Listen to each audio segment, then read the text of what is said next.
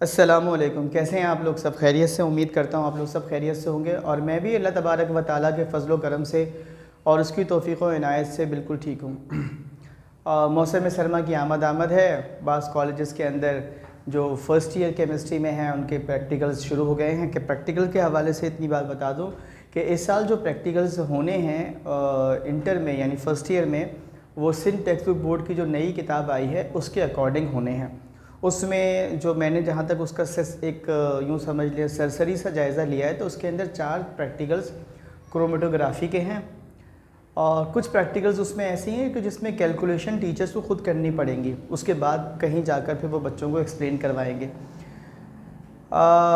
इसके अलावा कुछ primary standard, secondary standard standardisation के प्रैक्टिकल्स हैं जो कि बच्चों को करवाने के लिए वॉल्यूमेट्रिक फ्लास्क का लैब में होना बहुत ज़रूरी है।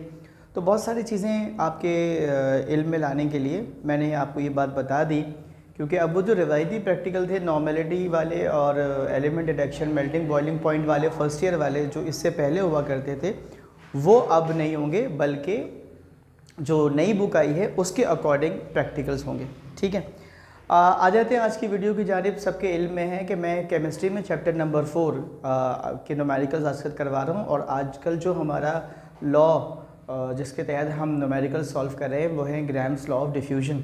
ठीक है, तो आजकल हम जो न्यूमेरिकल कर रहे हैं ना, वो टाइम ऑफ डिफ्यूजन निकाल रहे हैं मुख्तलिफ़ गैसेस का उनके मॉलिक्यूलर मासेस को कंपेयर करते हुए। ठीक है, तो आज का न्यूमेरिकल भी इसी सिलसिले की एक कड़ी है। इससे पहले हमने टाइम ऑफ डिफ्यूजन निकाल रखा है ऑक्सीजन का, आई गेस मुझे याद पड़ता है पिछले न्यूमेरिकल को उसमें हमने ऑक्सीजन का टाइम ऑफ डिफ्यूजन निकाला था। आज हम वैसे ही न्यूमेरिकल करने जा रहे हैं। इसमें टेम्परेचर और वॉल्यूम की कंडीशन सेम रहती हैं, अलबत्ता गैसेस बदल जाती हैं। जब गैस बदलती है तो उसका मॉलिक्यूलर मास ही बदलता है। तो आज हम निकालने जा रहे हैं मीथेन यानी first homologue of alkane member का टाइम ऑफ डिफ्यूजन। ठीक है, तो अब जल्दी से इस न्यूमेरिकल को देख लेते हैं कि वो क्या है। सवाल है हमारे पास, oxygen takes 20 seconds to effuse from a porous container, how long would it take for methane CH4 gas under similar condition of temperature and pressure. ठीक है, किसी कंटेनर में से अगर ऑक्सीजन गैस को निकाला जाए तो वो लेती है 20 सेकंड। वॉल्यूम हमारे पास मेंशन नहीं है। ठीक है, और पोरस है कंटेनर, इसका मतलब है वो इफ्यूज़ होती है।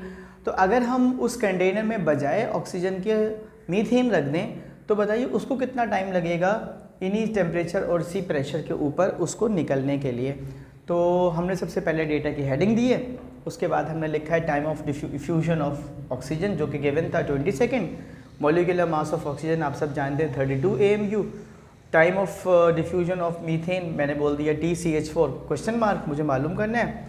Molecular mass of CH4 carbon 12 hydrogen 4 हो गए कितने 16 AMU। सोल्यूशन की heading the, using gram law of diffusion लिखा, फार्मूला लिखा TO2। अच्छा, जिसका टाइम ऑफ डिफ्यूजन निकालेंगे ना, इक्वेशन के दूसरी साइड पर रूट में उसी का मॉलिक्यूलर मास होगा। अगर यहाँ ऑक्सीजन है तो यहाँ भी ऑक्सीजन का मॉलिक्यूलर मास होगा अंडर रूट। नीचे अगर मीथेन है तो मीथेन होगा, तो इससे कोई फ़र्क नहीं पड़ता आप ऑक्सीजन को ऊपर कर दें या मीथेन को नीचे, आंसर आपका वही आना है जो हमने आपको बताना है। नीचे है time of diffusion of methane और उसके सामने लिखा हुआ है मॉलिक्यूलर मास ऑफ मीथेन। ठीक है, तो हमने इसको कर दिया MCH4।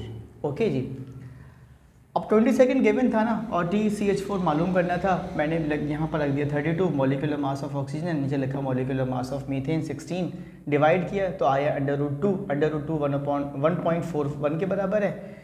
इसके बाद मैंने इसको सब्जेक्ट बना दिया time of diffusion of methane को, तो ये बन जाएगा जब आप इसको मैथमेटिकली करेंगे ना तो 20, बस ये एक दूसरे की जगह ले लेंगे, ये इधर चला जाएगा ये इधर आ जाएगा नीचे, तो 20/1.41 आ जाएगा और आंसर आ जाएगा 14.8 सेकेंड। यूँ हमारा ये न्यूमेरिकल आज बहुत आसानी से हमने ये सॉल्व कर लिया। उम्मीद है आपको न्यूमेरिकल पसंद आया होगा और अच्छे से आप इसकी प्रैक्टिस करेंगे। आने वाले दिनों में मैं इंशाल्लाह फिज़िक्स और मैथ की भी वीडियोस अपलोड करूँगा। अपना बहुत ख्याल रखिएगा, वीडियो को शेयर करना मत भूलिएगा। अल्लाह हाफिज़।